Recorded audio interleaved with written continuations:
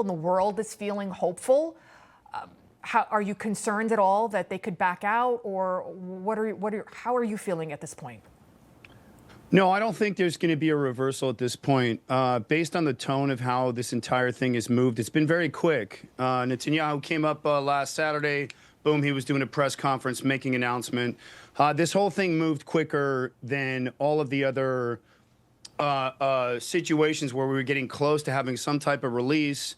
And I think what happened here, look, in Hebrew we say lachatz yotzer alomim, which is pressure creates diamonds. And I think President Trump, look, Israel had gotten up to Gaza City, and I believe that the remnants of the hostages were in Gaza City, being held by Palestinians, not just Hamas. There's a lot of Hamas embedded within that Palestinian culture. People need to remember that. And I think President Trump said enough is enough. And I think he realized that instead of trying to put pressure directly on a suicidal, deranged terror organization, he put pressure where he knew the leverage was.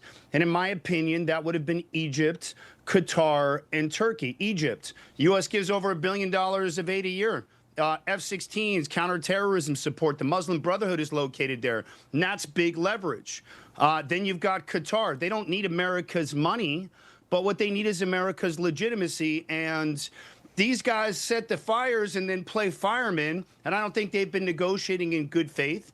And I think Trump turned around and said, hey, if you want us to protect you from the Mossad, which is Israel's assassination operations, where Hamas is still being held by Qatar or allowed to live there by Qatar, he said, this is how this is going to work. It's time to put pressure on Hamas. And then I think he did the exact same thing to Erdogan in Turkey, which is, hey, you're NATO on paper, but you're a Hamas sympathizer in reality. And so I think Trump reminded all three of them, you keep protecting terror, then you're going to get isolated. And we can do the Iran thing with you. And that's what flipped the tables here. So this is what Trump does. This deal wouldn't have happened without President Trump. He got his finger on the pressure point and he applied it. And now these hostages are coming home, and everybody in Israel is so grateful for this man's ability to be able to put his finger where it matters on that pressure.